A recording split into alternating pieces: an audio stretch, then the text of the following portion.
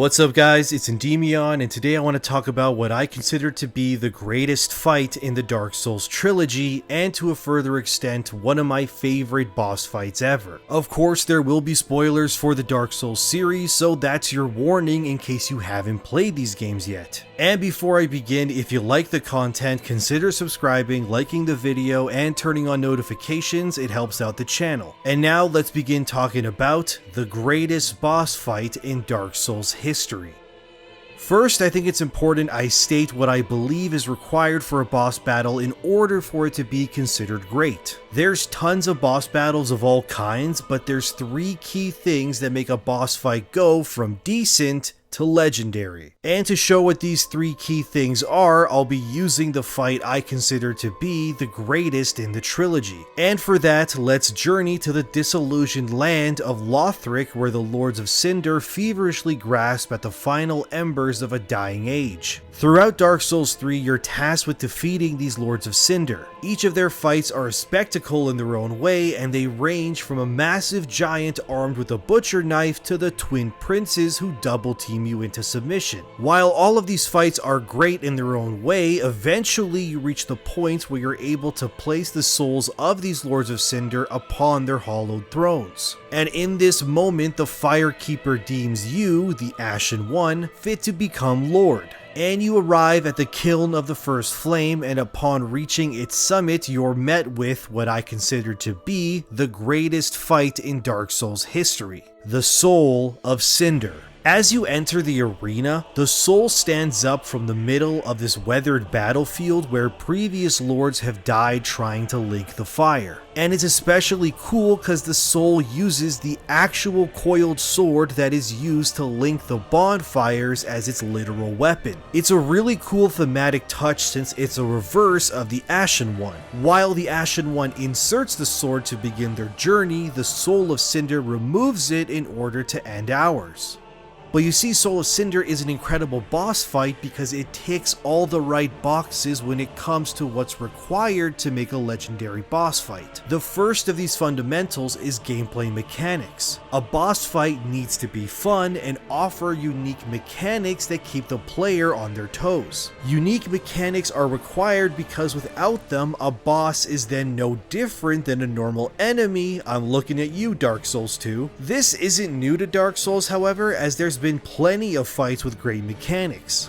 When it comes to Soul of Cinder, this boss has it all. It can immediately change its attack patterns from a battle style resembling great swords as it feverishly slashes at you, then changes to magic, where it can track you down with attacks in order to keep you on the defensive. And it can even adopt an acrobatic style as well as a spear-wielding mode where it pierces you and swings with large sweeping slashes. The way the boss shifts between these modes is effortless and is beautifully articulated, so you know when a new phase has begun. While not really a challenging boss fight in my opinion, Soul represents that it's not difficulty that makes a boss fight good. In fact, too much difficulty can actually make a fight tedious, but instead From Software focuses on delivering a battle of spectacle rather than one of frustration. The second key fundamental to a legendary boss fight is music. Music is paramount to how a player will remember something, whether it's a boss fight or just simply a cutscene or moment in game. It's music that connects these events and makes them memorable. And when it comes to Dark Souls, good music is in plentiful supply. I would even argue ridiculous amounts of supply actually. But it's in Soul of Cinder's music that this fight goes from being a fun final boss fight to reaching that legendary status. The music is bombastic in this fight. It's the music playing in this video right now. And it should be epic because this is it. It's all led to this, and the music will loop with these epic sweeps of melody until you eventually defeat Soul's first form. Once this happens, the game shifts into the final act, and that's where the music hits in a way that cuts really deep. The music has been bombastic up until this point, until you hear this. Anyone who's a fan of the Dark Souls games would immediately have had their jaw drop at this very moment, because the Soul of Cinder's theme had not only just changed from epic to somber, it just turned into the final boss music from the original Dark Souls. And more important than that, Soul of Cinder is now not only using the music of Gwyn, the final boss of the original game, but its fighting style has quite literally made Soul of Cinder into Gwyn, who's also the first Lord of Cinder. And this is where the fight comes together in a masterstroke of brilliance and perfectly encapsulates my third and most important fundamental to making a legendary boss fight, and that is lore.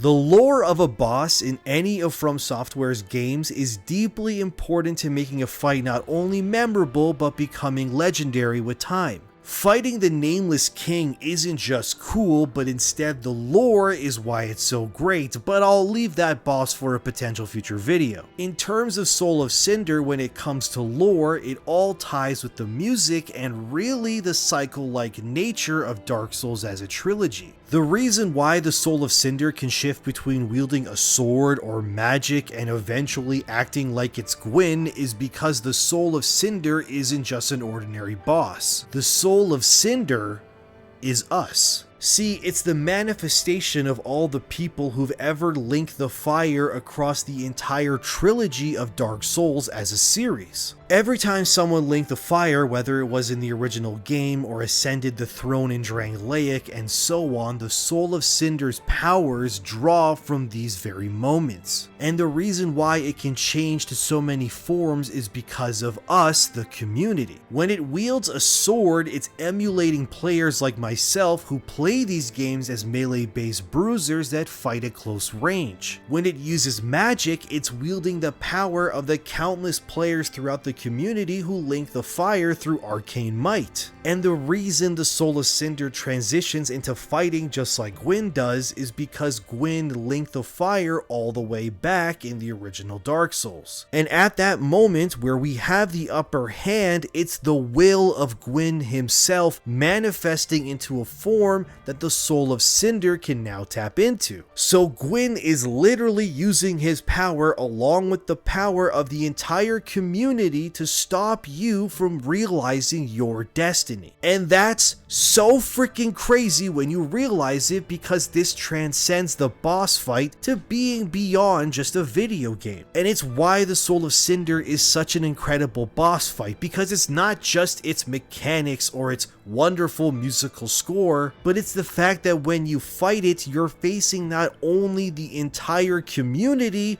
but also Gwyn, and to an extent, you're facing yourself. From Software, and really the creator of Dark Souls, Hidetaka Miyazaki, clearly came to the epiphany that if he was going to end a series as beloved as Dark Souls, it needed to be a finale fitting of a series so many people hold so dear to their hearts. And really, what's more powerful and terrifying than the very players who spent portions of their lives journeying through these lands and linking the fire across multiple titles? The very players who died time and again and spent sleepless nights in New Game Plus cycles only to link the fire and begin anew. See, the Soul of Cinder transcends what it means to be a boss fight because it steps over that boundary and enters a space of meaning that transcends its own genre. This isn't a boss that's just a giant dragon or a long-forgotten warrior,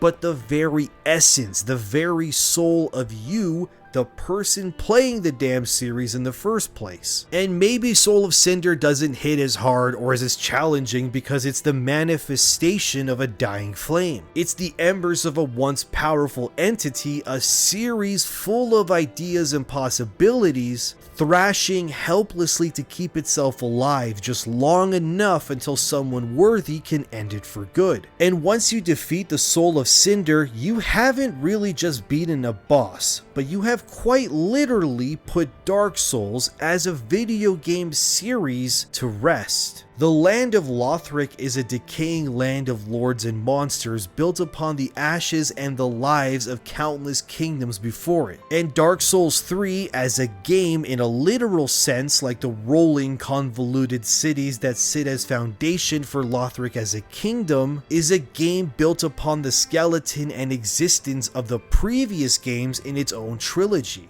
Everything about Dark Souls 3 is about ending the cycle, and that's what the Soul of Cinder represents. It's the final death throes of the countless Lords of Cinder who foolishly link the fire to desperately keep the world going, like the fans who fight to keep the games themselves relevant long after they've been released. And by putting the Soul of Cinder to rest, it's From Software's way of allowing you as the player to put the entire series to rest. So you as the player and From Software as the developer can move on in life to new things. And when you reach the end, you may wish to link the fire yourself in a last-ditch attempt to keep the series going, to fool yourself into thinking that this can't be the end and it will continue on.